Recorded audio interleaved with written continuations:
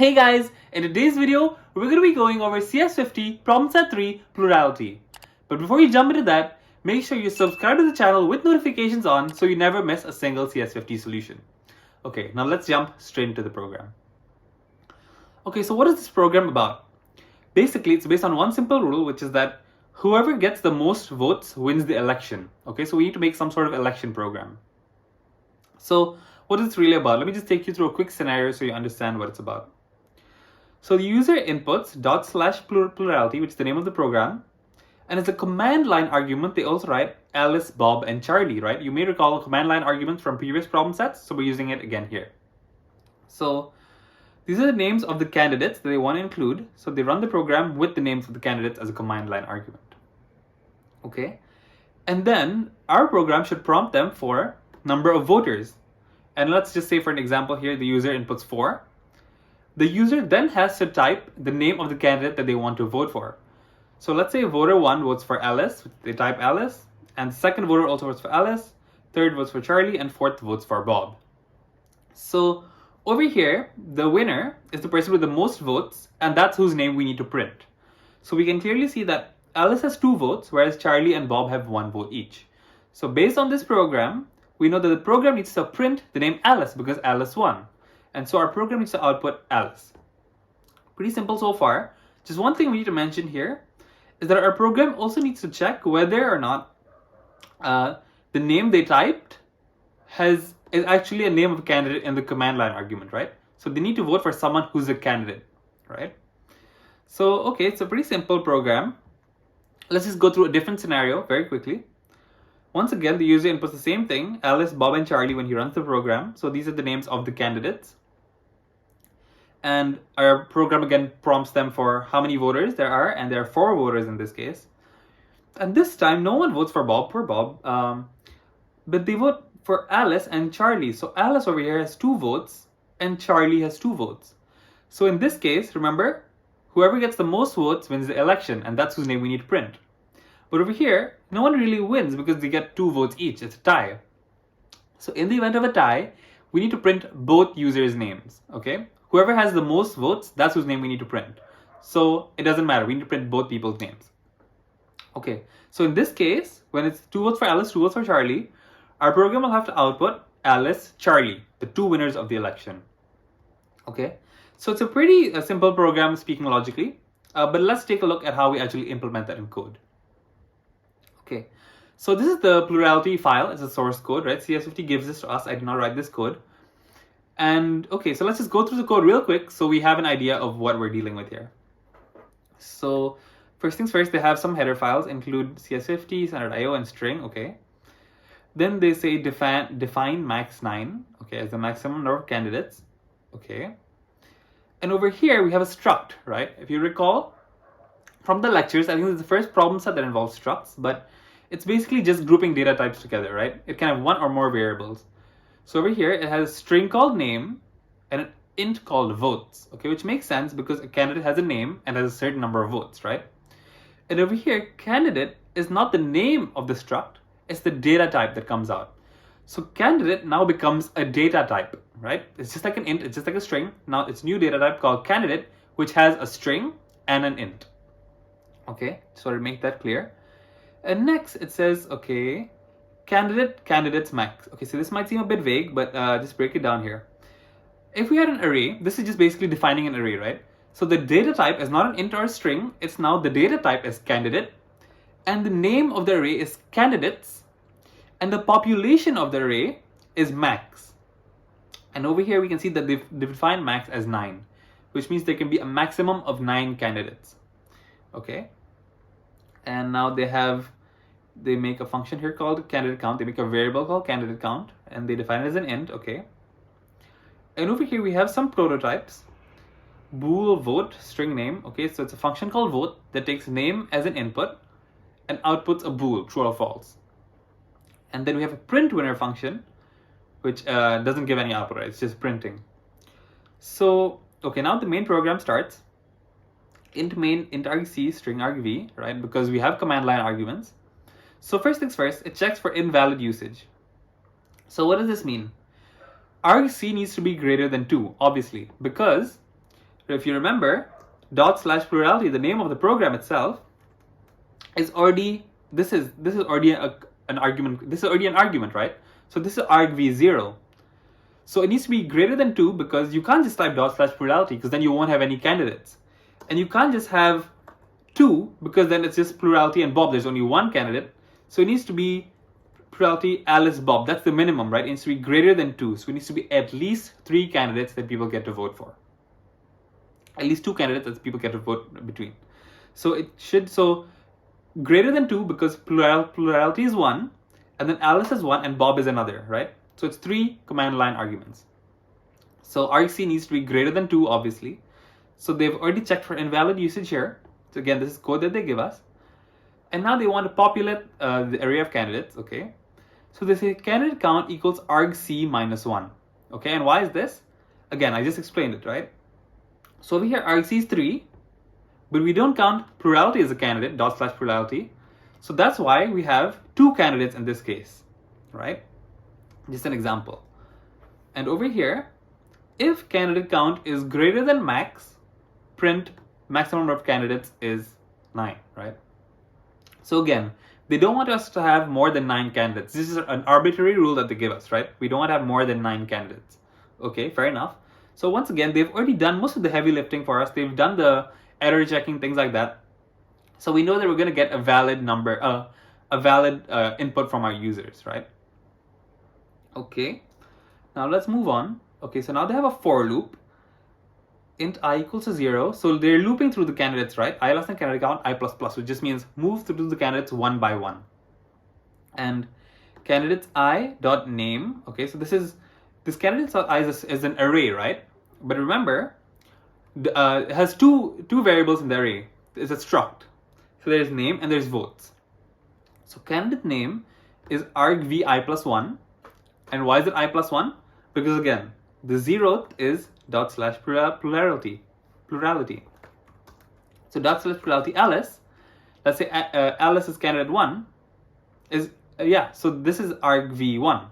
We can't have argv0 because argv0 is plurality, okay? So that's why candidate name is argv I plus 1. And candidate votes obviously starts at 0, right? Okay, because no one has gotten any votes yet. So let's move on. Int voter count. And this is just prompting the user for some input, right? So it's saying get int number of voters. So prompting the user for the number of voters there are, as we said in our earlier example here, right? Voters, the user inputs how many voters there are. So now we need to loop through all the voters to ask them for their vote, right? So it depends on how many voters there are. Loop through the voters one by one, and keep on asking vote. Who do you vote for, right? Vote, vote, vote. Okay. And again, they're checking for invalid vote. Again, they're doing all the error checking for us. So again, our job is pretty easy.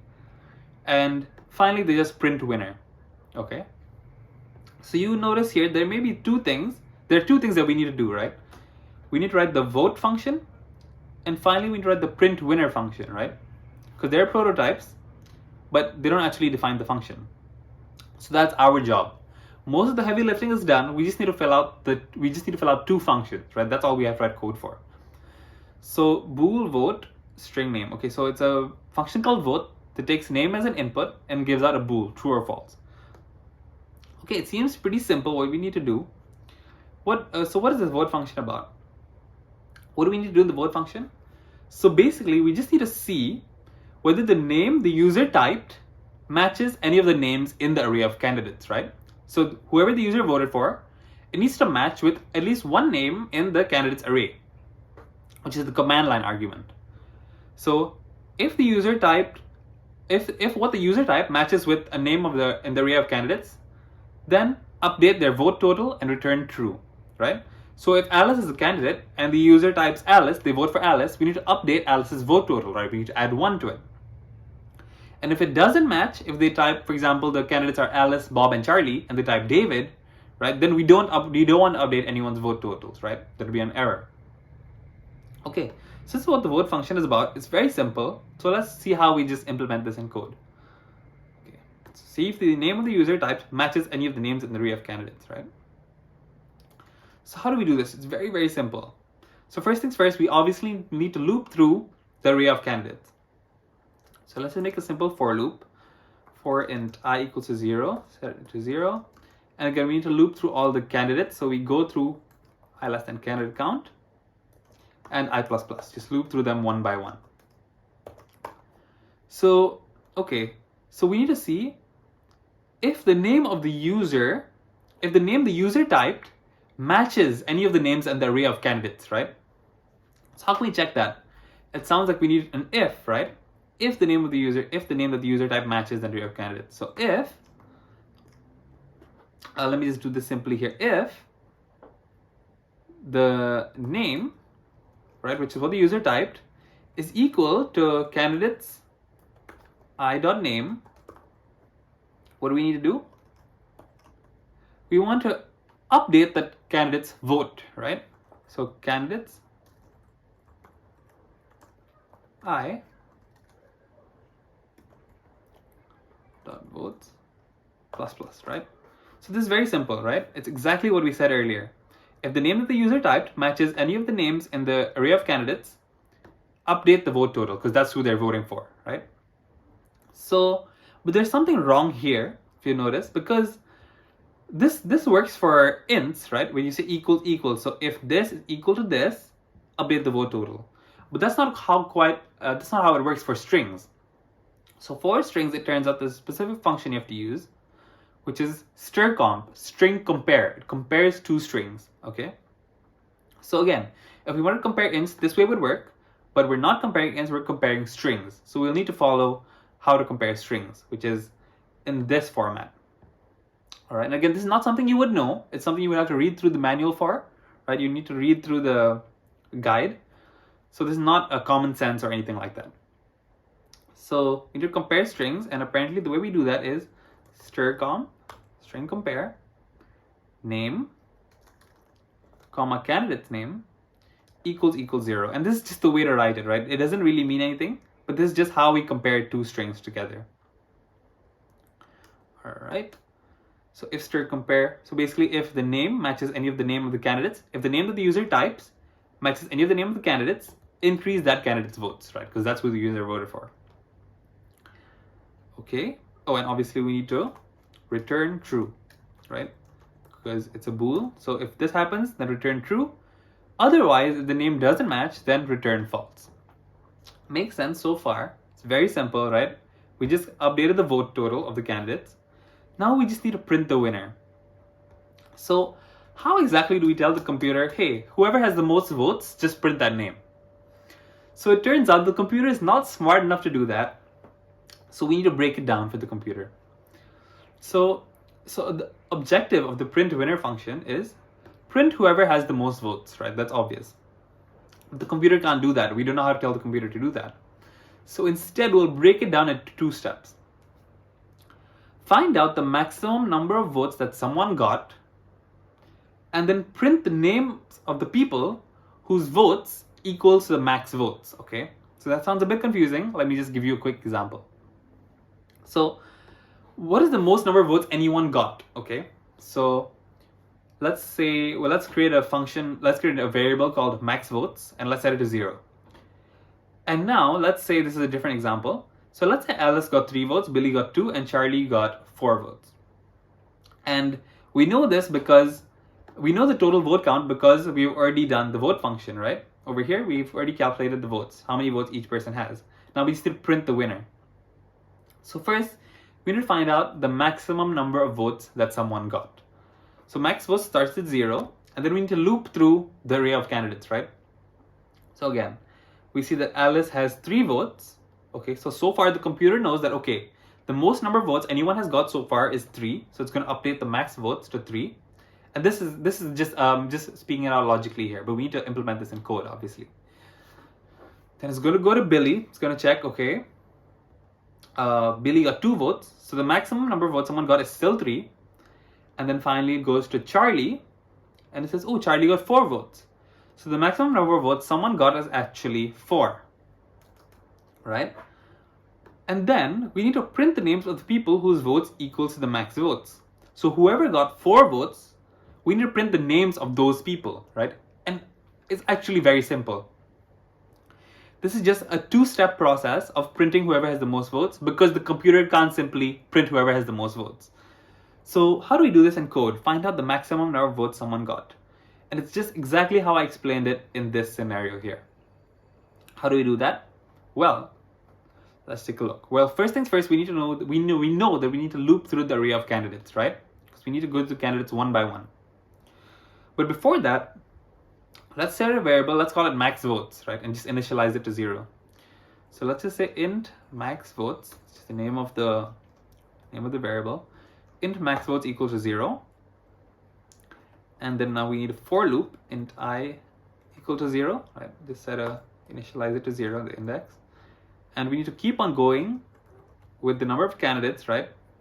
So int candidate count and I++, which just means go through it one by one.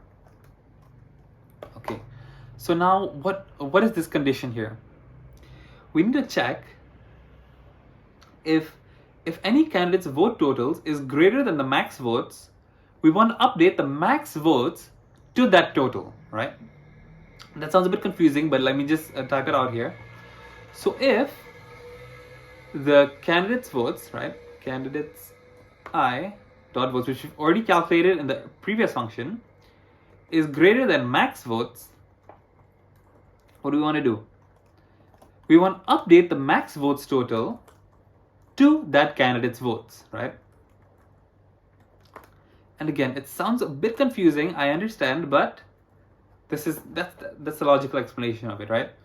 So if let's say the max votes is 0, right, it comes back to this example. It's going to keep on going, so it's going to update the vote total accordingly. As it sees Alice, it says, okay, the max vote so far is 3.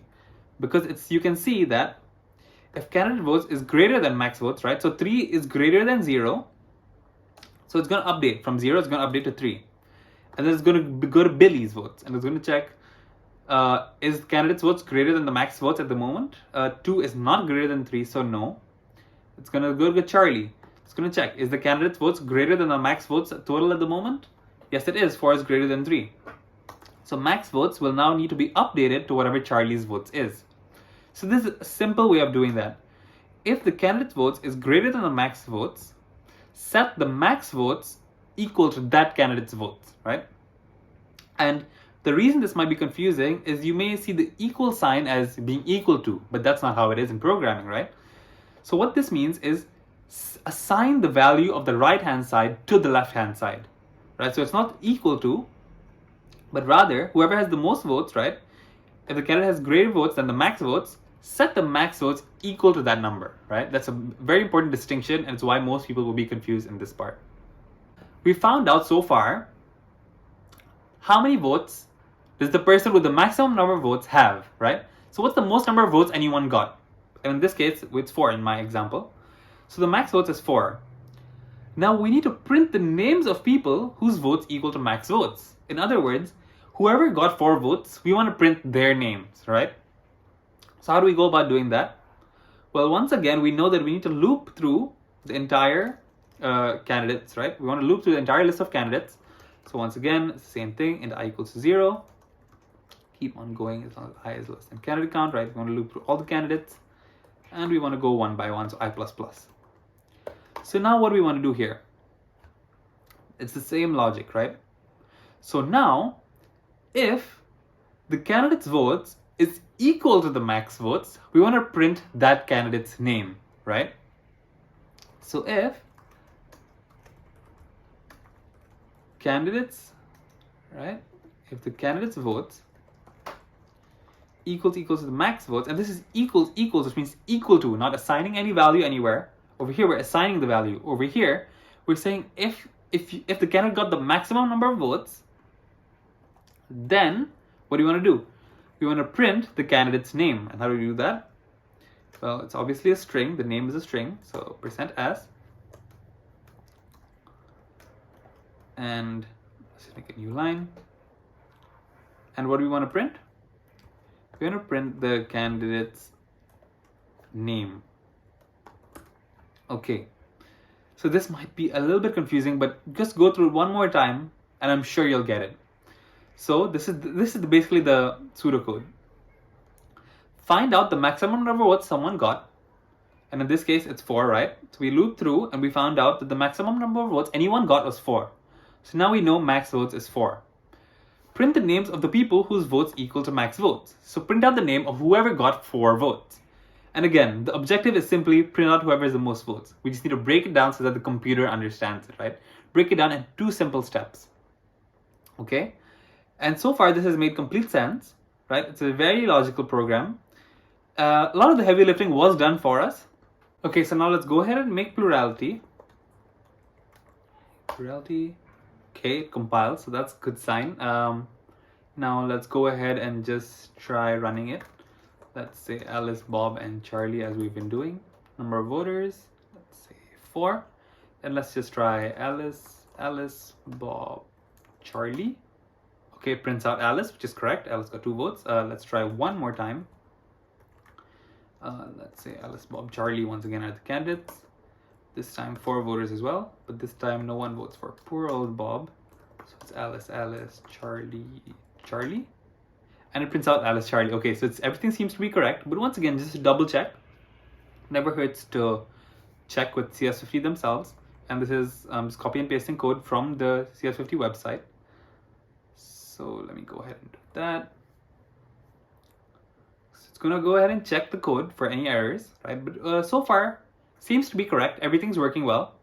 And guys, if you're not subscribed to the channel, please make sure to subscribe. Make sure to leave a like on this video if it helped at all, because I put my all into these videos and I really hope it helps you guys. So please return the favor if you can, subscribe to the channel with notifications on. And let's see if we're correct over here. Oh, oops, wrong page, sorry. So yeah, everything seems to be correct, right? It's a very simple program. As long as I think the main thing people struggle with is breaking this down, the print winner function, and to print whoever has the most votes, right? It just seems so logical, but we need to break it down into find out the maximum number of votes someone got, and then print the names of the people who got the maximum number of votes, right? The biggest struggle here, but once you understand that logical part of it, everything else becomes much easier. And we can see here everything's green, which means everything's good to go. Before submitting, you can just go ahead and do style 50. I'm not going to do it now, but style 50, and then finally you can just submit. So thank you so much for watching, guys. Make sure to leave a like on this video if it helped. Make sure to subscribe to the channel, support me, and thank you so much for watching. Bye, David.